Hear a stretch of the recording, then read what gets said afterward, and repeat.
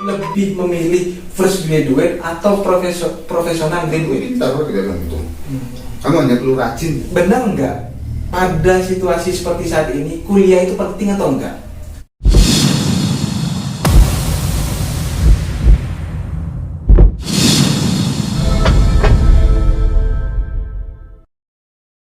Hello everyone, welcome back to podcast Jagongan Jogoroso Pituturan. Kali ini kita akan membahas tentang pendidikan kita di masa pandemi yang katanya akan menuju masa endemi. Kali ini saya tidak sendirian, saya ditemani oleh tokoh pendidikan Kota Malang. Beliau juga salah satu dosen dan sekarang menjadi kabiro di salah satu kampus di Kota Malang, yaitu Universitas Tri Buana Tunggal Malang. Beliau juga terkenal dengan dosen yang humble, friendly, dan banyak mahasiswa mengatakan senang bertemu dengan beliau, yaitu Dr. Suhdi Maksum STMT. Tapi jangan lupa subscribe, like, comment, and share channel ini. So, ini dia Pak Suhdi. Ya. Gimana kabarnya, Pak? Alhamdulillah baik. Gimana perjalanannya, Pak, dari kampus ke sini? Ya lancar selama ada Google Map ya. Ya lancar semuanya. Enggak ada kesal, Pak? Nah. Luar biasa. Sekarang saya menghadirkan salah satu tamu narasumber yang cukup luar biasa. Kita selain berbicara tentang pendidikan, kita akan membahas tentang lebih dalam siapa sih Pak Suhdi. Ya. Pak, boleh tahu Pak, Bapak itu lahir asli dan dari mana Pak sebenarnya? Ya, saya lahir tahun 76 ya. 76 di Malang. Di Malang. Jadi mulai lahir sampai sekarang ya di Malang. Oh, Malang berarti ya. Malang asli. Ya. Lahir di Jalan Kaliurang. Ya, di alamatnya sampai sekarang juga di situ. Ya termasuk kampung tua. Kampung tua ya. Kampung tua sampai sekarang. Masuk Kabupaten Malang atau Kota Malang itu, Pak? Kota Malang. Kota Malang ya. Sekarang Bapak jadi kabiro kemahasiswaan. Sejak kapan itu, Pak? Sekitar ya belum lama ya. Dari 2021. Saya dapatkan SK untuk mengelola biro kemahasiswaan. Sebelumnya saya pengelola KKN di LPPM ya, di Unitri. Di Unitri juga. Sebelum ke sana dan kita membahas tentang kesibukan Bapak ini, Ya. Pak boleh bisa menceritakan perjalanan Bapak selama menempuh masa-masa pendidikan di perguruan tinggi itu, gimana Pak perjalanannya, Pak? Ya, mulai dari S1 apa? Iya, SMK juga gak apa-apa. Oh, gitu ya? Menjadi inspirasi bagi teman-teman Ya. gitu ya. Ya, kalau dari SMK dulu saya tuh ya termasuk SMK ya. Saya dari sekolah menengah farmasi. Farmasi, Pak? Farmasi Putra Indonesia. Di Jalan Barito gitu ya. Di situ ya sekolah SMK pada umumnya memperkuat di praktek, kemudian peracikan obat dan sebagainya. Setelah itu saya mencoba melanjutkan studi. Waktu itu yang paling relevan dari SMK adalah di sekolah farmasi tentunya. Iya. Tapi ya problemnya sama, biayanya sangat besar. Ya. Akhirnya saya masuk ke yang agak-agak mirip. Waktu itu pikiran saya itu agak-agak mirip karena bicara tentang obat, mungkin bicara tentang kimia. Iya. Ternyata saya memilih teknik kimia dan itu berbeda sekali ternyata. Berbeda sekali, tapi ya tidak apa-apa, kita lewati. Kemudian selesai menyelesaikan S1, mulai mencari pekerjaan seperti biasa. Berarti selama S1 Bapak bisa dikatakan tepat waktu gitu? Tepat waktu enggak juga. Enggak juga. Ya 4 tahun, 4,5 tahun. 4,5 tahun saya selesaikan S1. Tapi sebelum dilanjut Pak, kan bagi Bapak ini yang masuk di teknik, jadi gasionalnya mahasiswanya Bapak gitu. Ya. Kan ada hal-hal horor, hal-hal mistis yang sering teman-teman jumpai, bahwa di teknik itu cuma satu orang dari sekian ribu orang yang bisa lulus tepat waktu. Itu benar nggak Pak? Ya sebenarnya tidak juga ya. Sebenarnya itu saya ingat pesan dari guru saya waktu SMA dulu. Iya. Waktu itu sekolah farmasi juga begitu. Sekolah farmasi dianggap sekolah yang sulit, Paling sulit. Ya. paling sulit karena di situ hafalannya harus kuat, hafalan dan sebagainya. Cuma waktu saya tanyakan kepada guru saya juga, bagaimana caranya melewati ini semua? Dia hanya bilang gini, Perlu rajin ya, Pak. hanya perlu rajin saja. Jadi kerjakan semuanya sesuai schedule, kemudian pastikan itu selesai, ya pasti kamu akan bisa melewatinya. Nah itu yang saya pakai sampai sekarang. Sampai sekarang. Terus lanjut S2 ke S1 lulus nih, apa langsung S2 atau masih kerja? Masih kerja. Nah, di mana aja Pak kalau boleh tahu pengalaman itu Bapak? Lulus dari farmasi saya juga kerja dulu. Lulus farmasi saya kerja di apotek. Apotek. Ya apotek. Karena waktu itu mainstreamnya lulusan SMA biasa kan. Nah, Kerjanya itu sebagian besar bisa di apotek, dari farmasi ke apotek ya saya coba juga di apotek. Ya sekitar 1 tahunan. Baru saya menempuh S1. Begitu juga dari S1. Dari S1 nunggu masa kerja, waktu itu ada ya biasa ya cari sambilan. Dari sambilan di kampus, di situ waktu itu ada ya jaga ujian waktu itu ya. Ada peluang untuk jaga ujian ya, daripada diam ya saya ambil itu. Saya ambil jaga ujian sambil buat lamaran. Jadi honor dari jaga ujian saya pakai untuk bikin lamaran. itu tahun berapa Pak? Tahun berapa ya? 2000-an, 2001 kalau nggak salah. Sekitar 2001 ya. Itu kalau tahun 2001 itu gajinya berapa Pak? 2001, aduh agak lupa saya. Karena itu disambu ya, posisinya disambu. Posisinya disambu, UMR-nya berbeda. Tapi waktu itu mereka memperkuat bukan di gaji pokoknya, tapi tunjangannya itu besar. Tapi pastinya saya lupa ya berapa ya. Yang jelas yang waktu lulus dari SMK itu yang kecil. Iya. Cukup untuk transport saja. Tidak untuk makan. Tapi karena masih di Malang, ya berarti ya untuk transport cukup. Setelah itu saya kuliah. Baru di Sambu itulah di Sumatera waktu itu saya berangkat ke sana, itu baru cukup untuk menghidupi diri sendiri atau juga keluarga? belum keluarga. Saya masih hidup sendiri. Saya menabung, kemudian memang saya persiapkan untuk pulang. Saya akan pulang gitu saja. Lanjut setelah itu Pak S2 nya? Kemudian setelah dari Sambu saya kembali ke Jawa. Ya mulai melamar di pabrik-pabrik di Jawa. Ya untungnya waktu di Sambu itu saya mempelajari banyak hal, terutama tentang ISO. Waktu itu ISO lagi gencar-gencarnya, dan kebetulan perusahaan itu orientasinya ekspor.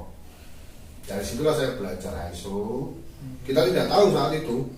Bahkan waktu itu kita yang belajar ISO itu sama teman-teman lain yang diproduksi, itu agak dipandang sebelah mata.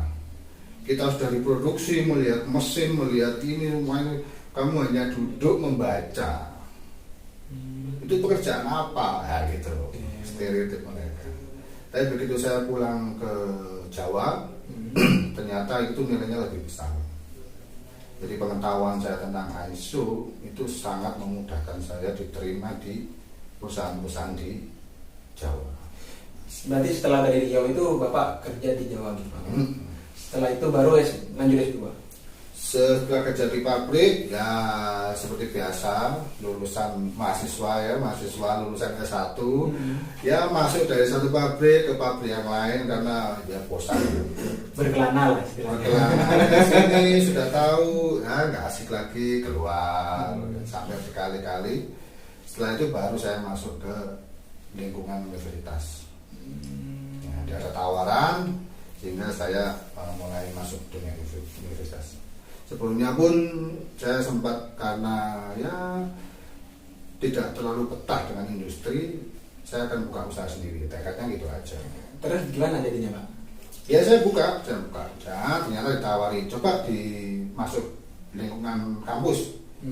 Oke lah, saya coba masuk dan ternyata cukup mengasihkan. Ya pasti yang satu pasti ya tidak berjalan baik, kewirausahanya nggak terlalu berjalan baik. Gitu ya. Ya, jadi fokus di satu titik saja. Itu perjalanan Bapak di dunia perguruan tinggi. Setelah itu berkecimpung dan masuk jadi dosen itu sejak kapan, Pak? Saya masuk jadi dosen sekitar tahun 2006-2008 lah, seputaran itu ya. 2006-2008 itu masuk Unitri, ya, diterima di Unitri, dan waktu itu ditempatkan di kemahasiswaan juga. Dulu masih gabung antara akademik dan kemahasiswaan. Saya membawai bagian minat dan bakat. Itu periode 2006-2008. Setelah 2008 ke seterusnya, Bapak? Saya 2010 studi S2.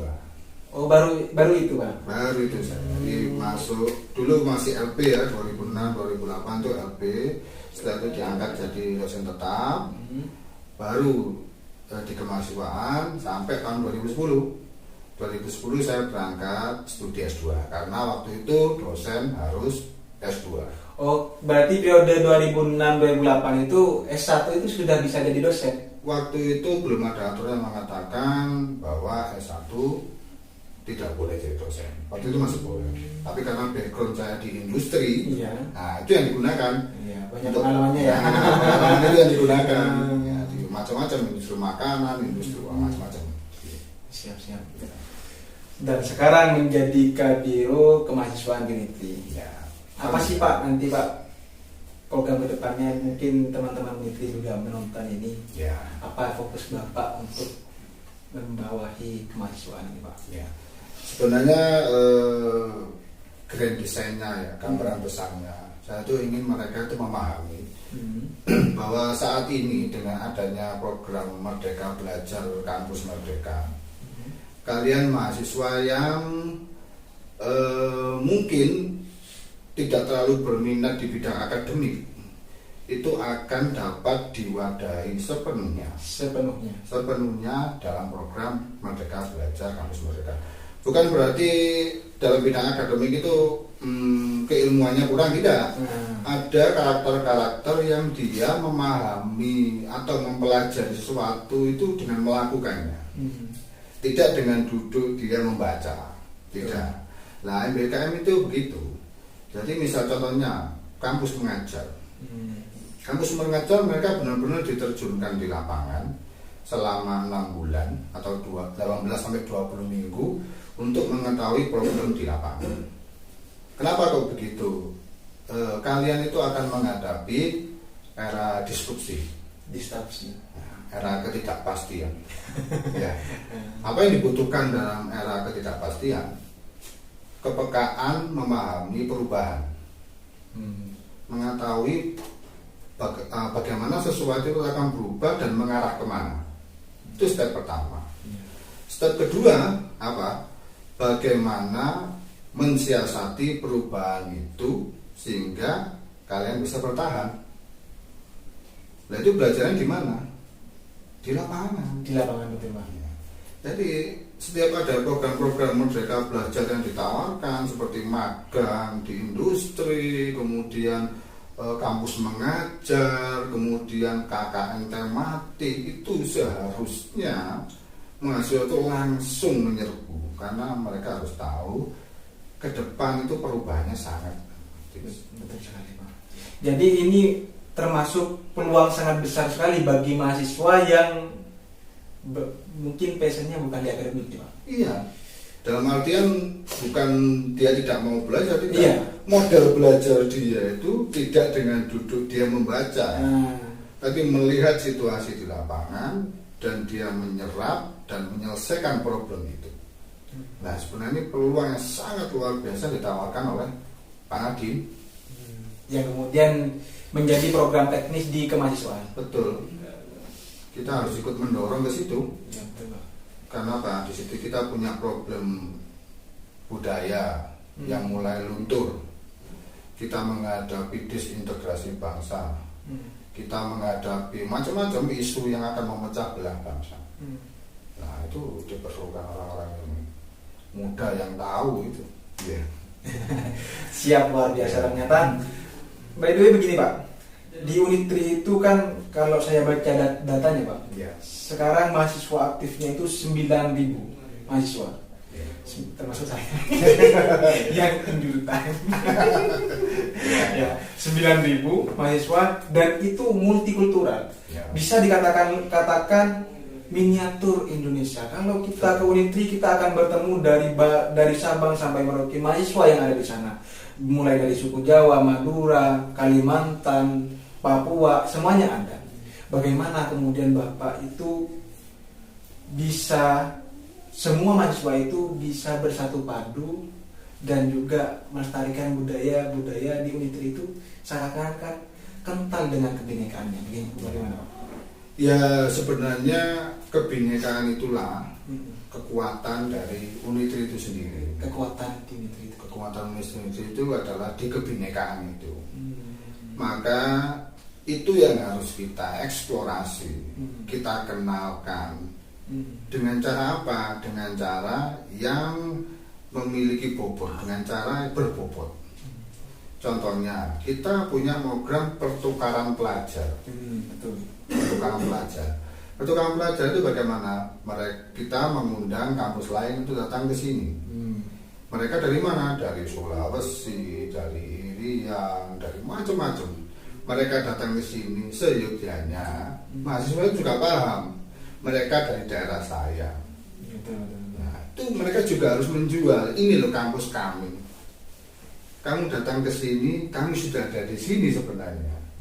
Nah, itu yang begitu juga mereka kampus dari mahasiswa dari kampus Unitri, mereka bisa balik lagi mungkin ke daerahnya, bukan untuk mengenalkan daerah saya sendiri, tapi bagaimana kami beradaptasi. Betul. Nah, itu yang harus dikenalkan. Dan itu kekuatan kita di situ. Jadi bagaimana perubahan kami dari daerah datang ke tempat lain dan kami bertahan, kemudian kami tularkan ke kalian. Nah, itu seharusnya mahasiswa itu bisa berlaku seperti itu. Dan itu ada di MBKM, program pertukaran mahasiswa, pertukaran termasuk di kampus mengajar misalnya sebagai contoh. Dia orang Sulawesi misalnya, mahasiswa Sulawesi datang ke Unitri, kemudian dia kampus mengajar, dia dibawa ke Pacitan misalnya. Kenalkan budayamu, di mana kamu kampusmu ke mereka, ke siswa tersebut, sehingga siswa-siswa SD SMP itu tahu di luar sana itu ada orang seperti ini, ada suku seperti ini, orangnya seperti ini. Nah, itu misi-misi yang harus dilakukan sebenarnya sebagai seorang mahasiswa. Itu ya, berarti kekuatan di Unitri itu sebenarnya ada Sangat dari mahasiswa yang beraneka ragam seperti itu. Dan begini Pak, saya sedikit mungkin menjadi tanggapan Bapak. Sebelum di pandemi Pak, dan bahkan di pandemi ini sering terjadi gejolak mahasiswa sebenarnya Pak. Gejolak mahasiswa yang antar suku, bahkan itu saling bertentangan gitu Pak. Itu bagaimana kemudian kemahasiswaan itu memahami, memberikan pemahaman bahwa sebenarnya kita itu, kekuatan kita ini tidak boleh diurak-arik gitu Pak. Gimana Pak? Ya. Sebenarnya kalau kita tengok sejarah, kita lihat dari sejarah Indonesia sendiri, bagaimana negeri ini terbentuk. Negeri ini terbentuk dari berbagai macam suku, mempunyai karakter-karakter yang berbeda-beda, memiliki misi yang berbeda-beda, kemudian masing-masing memiliki peran yang berbeda-beda namun sama-sama penting. Bagaimana mereka bersatu pada saat mereka mengatakan Indonesia. Begitu juga di Unitri. Tentu kita berbagai macam dari suku dan punya kepentingan, tapi pada saat kita bicara Unitri, bicaralah Unitri seutuhnya. Ya, jadi seperti kita bicara Indonesia waktu kita dibawa ke luar negeri, maka yang dibawa adalah Indonesia. Begitu juga Unitri. Mahasiswa suyaknya dari berbagai macam suku itu, bicaralah tentang Unitri, kenalkan itu keluar. karena tidak ada gunanya kita bertempur di dalam. Betul. Karena musuhnya itu di luar. Iya. Ya betul. Apa yang kita perjuangkan? Apa suku kita? Tidak. Para pendiri juga tidak pernah mengatakan pada saat di luar negeri suku saya, tidak. Mereka mengatakan Indonesia seperti ini. Seharusnya maksudnya juga begitu. Walaupun berbagai macam suku, pada saat dia keluar kenalkan Unitri, dan kalian harus sudah berkumpul, lepas identitas itu, sementara bicaralah pengembangan Unitri. Seharusnya hal seperti itu dipahami setiap mahasiswa yang bekerja di atau beraktivitas di UKM, di BEM. Dan saya salah satu mahasiswa asal Madura, Pak. Asal Madura, yang alhamdulillah walaupun saya tidak harus ke Kalimantan, saya bertemu orang Kalimantan dan saya sering mendapatkan cerita-cerita seperti apa di Kalimantan. Ketika saya bertemu dengan orang teman-teman NTT, mahasiswa NTT, NTB, bahkan Papua, saya sering berkomunikasi dengan mereka dan saya seakan-akan sudah tidak perlu lagi ke Papua, saya sudah tahu gitu. Itu bagi saya keistimewaan di Unitri, Pak. Bagi saya. Tapi begini Pak, tadi Bapak sudah membahas tentang perjalanan Bapak di dunia pendidikan, pengalaman kerja. Problem sekarang Pak, mungkin tidak hanya saya rasakan, juga teman-teman, walaupun tidak banyak, gitu Pak. Lebih penting mana antara punya pengalaman tapi tidak punya pendidikan, atau punya pendidikan tapi punya pengalaman bagi Bapak gitu? Jadi dua pilihannya ya. Dua pilihannya. Antara punya pengalaman tidak punya pendidikan, atau pendidikannya tinggi tidak punya pengalaman.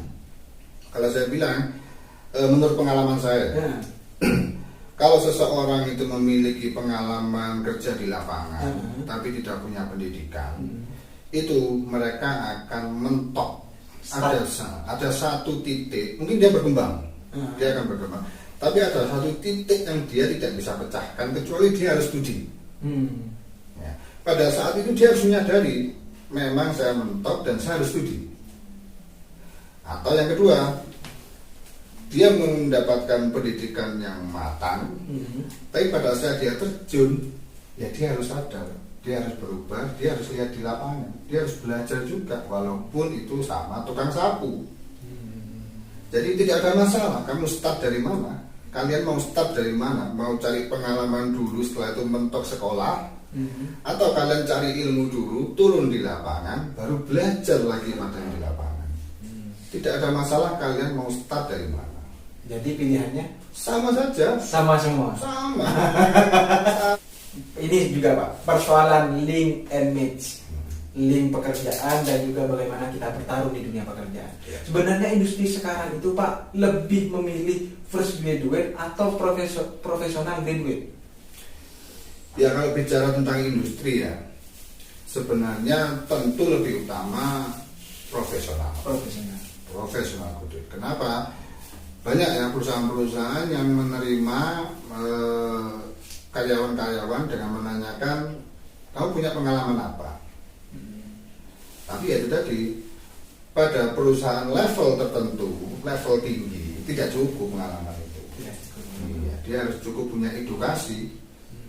Karena dari situlah, karena teknologi dikembangkan melalui edukasi. Dalam artian penting juga menjadi fresh graduate yang menuju professional graduate. Betul. Pikirannya harus ke sana. Harus ke sana ya Pak. Harus ke sana. Karena pendidikan itu tanpa kita sadari penting untuk kemudian menjadi landasan kita bekerja, landasan kita berlangkah. Betul. Itu pondasi. Tanpa pondasi goyah. Pondasi tidak kuat goyah. Kalau kamu tidak mempelajari suatu dengan benar, dikasihkan argumen sedikit saja goyah. Itu juga kalau kalian di pendidikan, kalian studi, kalian tidak cukup memahami apa yang kalian pelajari, nanti ujian pertamanya diwawancara. Pada saat kalian tidak pede, sudah goyah.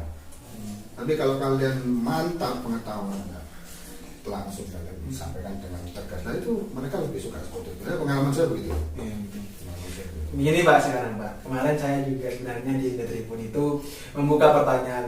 Siapapun yang mau bertanya, nanti saya tampung begitu. Sebenarnya. Ya. Saya masih ingat pertanyaan yang sangat global kemarin itu Pak tentang ini. Benar nggak pada situasi seperti saat ini kuliah itu penting atau enggak? Alasan mereka begini, argumentasi mereka. Karena banyak saya nonton di YouTube itu kayak Raffiah, kayak Pasya Ungu katanya. Itu yang menjadi role model mereka. Itu gak kuliah katanya Pak. Ya. Betul nggak? Gimana tanggapan Bapak? Kalau saya begini, kita sering lihat seperti itu ya. Kita mencari role model orang-orang yang sukses. Tapi kita lemah dalam melihat bagaimana mereka memperjuangkan itu. Itu yang harus kita lihat. Bagaimana dia mendapatkan posisi seperti itu. Kebanyakan dari kita itu melihat bola salju yang sudah besar. Apa kita melihat berapa jumlah bola salju yang mengecil dan menghilang? Banyak. Boleh saja sih kita melihat orang-orang yang sukses itu sebagai motivasi, tapi tetap kita harus melewati step dari kecil agak besar dan itu tantangannya berbeda dan hembusannya semakin kuat. Ya kalian harus mau menghadapi itu juga. Terlepas dari orang-orang tiba-tiba besar, ya berapa jumlahnya? Dan kita nggak mungkin seperti itu. Umumnya semua berjalan dari kecil. Jadi kalau kita melihat seorang yang sangat luar biasa, coba di track bagaimana dia mencapai itu. Ya kalian harus melewati itu. Ya. Jadi pelajarannya kita perlu menelusuri di balik kesuksesan ya orang-orang yang menjadi role model kalian di sana. Itu lihat perjalanannya bagaimana, jangan moro-moro kemudian mendengarkan hal-hal yang sudah sukses begitu. Iya, betul. Begitu juga dalam pendidikan. Apakah penting kuliah karena ada orang sukses tanpa kuliah? Coba dilihat berapa orang sukses dengan kuliah. Wah, banyak. Jadi harus bisa ya mengkomparasi seperti itu. Di situasi apapun kalian lihat ya peneliti peneliti besar, mereka ditolak di sekolah-sekolah karena aneh. Apakah mereka berhenti? Tidak. Kondisi sekarang juga begitu. Apakah setelah COVID kalian berhenti? Apakah karena COVID kalian berhenti belajar? Ya silakan ditunggu nanti bagaimana gitu. Jadi seperti itu. Jadi yang penting kalau saya itu selalu memandang semuanya itu dari hukum-hukum. Kalau kita bicara hukum fisika, ya siapa ini ya? Bergerak. Jangan berhenti. Karena gerak itulah yang menimbulkan magnet, menimbulkan gravitasi. Kalau kita tidak bergerak, tidak ada gaya tarik. Jangan diam. Artinya bergerak kita itu jangan sampai dari A itu sampai ke belakang, tapi dari sumbu A ke sumbu B. Untuk Pak. Maju terus. Ya. Pada saat sekarang posisi kalian pelajar, maka belajarlah apapun yang terjadi. Pada saat posisi kalian saat ini bekerja, ya bekerjalah. Jangan berhenti karena situasi. Lakukan itu, ikuti perubahan. Seperti tadi saya bilang, era disrupsi.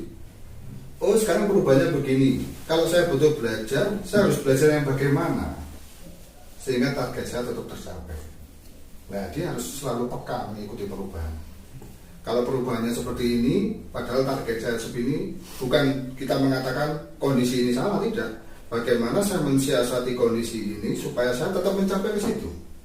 Itu yang harus dimiliki generasi sekarang. Harus seperti itu.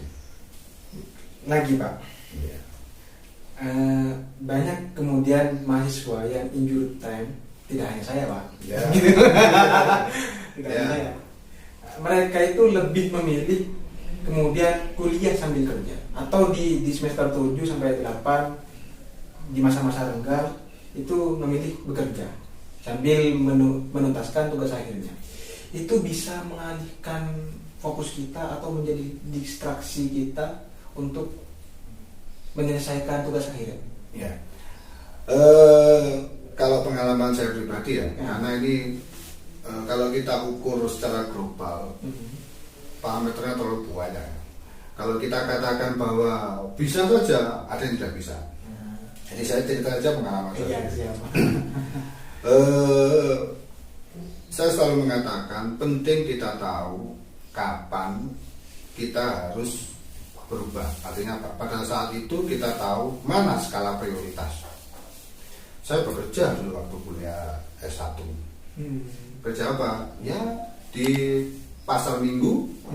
Setiap hari Minggu gelar produk. Produk apa? Semacam hiasan dinding. Tetap saya tetap melakukan itu. Tiap minggu di situ, kalau hari biasa saya jalan-jalan ke toko-toko menawarkan itu, tidak apa-apa.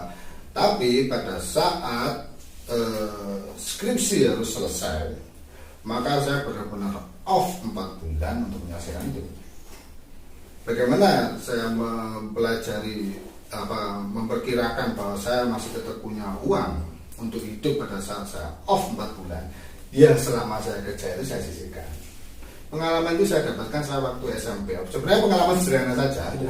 Sederhana saja waktu itu pada suatu saat ya, saya itu liburan sekolah itu, saya diam di rumah, saya berpikir, kok saya nggak punya uang ya? Terus saya ngapain liburan ini?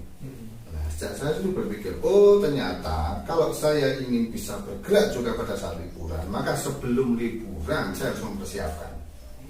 Itulah yang saya lakukan sampai sekarang.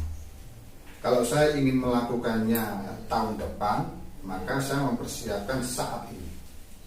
Jadi apa yang akan saya capai jalankan tahun depan, saya lakukan saat ini, saya persiapkan. Jadi saya selalu mempersiapkan itu 1 atau 2 tahun sebelum saya melaksanakan program. Ya mungkin itu bisa ditiru ya. Siap. Jadi kalau saya ingin mentarget sana tapi saya problem kalau saya nggak kerja, maka biasa ini mungkin saya harus mengumpulkan supaya 6 bulan ke depan saya tidak ada masalah itu, saya nggak fokus menyelesaikan studi. Nah mungkin itu. Luar biasa, ternyata sangat memotivasi sekali. Jadi bagi kalian yang mahasiswa yang sudah injury time, ada extra time masih ada. Tapi jangan menghentikan itu, selesaikan dulu kuliahnya. Kemudian biar apa yang menjadi fokus sekarang, mungkin sudah dipercaya di suatu perusahaan, biar tenang, tidak memikirkan ke belakang lagi. Betul. Karena dulu ada pepatah ya. Iya, gimana? Walaupun yang kita bawa itu ringan, tapi kalau kita membawanya dalam waktu yang lama, tetap itu menghabiskan energi. Betul, Pak. Saya ingat di Madura itu waktu bawa air 5 liter. Ringan, tapi kalau 1 kilo itu betul, kalau kita pegang lama ya capek juga. Jadi kita harus hilangkan ini. Problem ini apa misalnya? Oke, studi saya nggak selesai, maka saya harus selesaikan segera sehingga beban itu hilang. Karena menurut pengalaman itu ada kondisi psikis di mana kita tidak tahu sebenarnya problemnya di mana. Padahal ada satu halnya yang tidak diselesaikan, tapi mengendap sampai kita tidak tahu, bingung sendiri apa ya sebenarnya. Mau mulai di mana? Selesaikan studimu. Pasti ringan ya. Digewer halus-halus ini. Digewer halus-halus. Iya. Luar biasa, Pak. Ya. Pertemuan bersama Bapak. Mungkin ada yang disampaikan untuk mahasiswa-mahasiswa yang mau kuliah atau mahasiswa yang sudah expired dan mahasiswa yang sedang menempuh untuk tugas akhirnya, Pak. Ya. Ya, kalau saya itu berpesan begini ya, secara umum ya, kalau mahasiswa sebaiknya untuk misalnya dalam menyelesaikan studi ya, kalian harus mempersiapkan diri untuk era disrupsi. Era di mana perubahan itu sangat cepat dan kalian harus mempunyai kepekaan bahwa perubahan itu terjadi dan bagaimana mengatasi perubahan itu sehingga kalian bisa bertahan. Itu sangat penting. Karena kalau tidak seperti itu, kalian akan selalu ketinggalan. Bagaimana caranya? Tanyanya seperti itu. Bagaimana supaya bisa begitu itu? Terbuka wawasan, literasi, numerasi. Kalau ada pertanyaan, sekarang ada program MBKM misalnya. Dari situ kita bisa tahu apakah mahasiswa ini memiliki kepekaan atau tidak. dari jawaban yang mereka sampaikan. Kalau mahasiswa itu mengatakan, loh ada tak? Berarti dia kurang wawasan. Kurang ingin rasa ingin tahu. Ya, harusnya mereka mengatakan di mana saya bisa tahu itu. Itu menandakan dia mentalitinya di mana. Kalau ada seorang yang disampaikan ini ada info ini, di mana saya bisa dapat itu? Berarti mentalitas dia itu sudah mencari. Nah, itu yang kita butuhkan. Seorang mahasiswa harus mempunyai jiwa seperti itu, karena disitulah letak dia mampu melihat perubahan dan mengatasinya sekaligus. Itu pesan saya ya mahasiswa ya. Luar biasa sekali. Mungkin itu yang bisa kita berikan dari mulai perjalanan Pak Zudi, mulai dari masa-masa kuliah yang cukup menginspirasi, dan juga bagaimana perjalanannya hingga sekarang. Seorang doktor, kabiro kemahasiswaan di Unitri, salah satu kampus dari puluhan kampus yang ada di Kota Malang, mungkin peringkat 7, Pak. Ya, alhamdulillah. Alhamdulillah ya, Pak. Alhamdulillah. Kan salah satunya untuk yang bisa mempertahankan itu dan juga bisa menaikkan level itu, salah satunya peran dari kemahasiswaan. Peran dari semua bagian kalau saya bilang. Nah, salah satunya juga kemahasiswaan. Ya, Oke, cukup luar biasa pertemuan kita kali ini. Terima kasih banyak, Pak. Terima kasih Pak. Sama-sama. Semoga kita bisa bertemu di podcast selanjutnya, bisa ngopi-ngopi selanjutnya, dan juga saya mohon bimbingannya biar bisa melewati masa-masa injury time seperti ini. Ya. Oke, itu yang bisa kita sampaikan. Kurang lebihnya mohon maaf. Sampai berjumpa di podcast selanjutnya. Bye bye.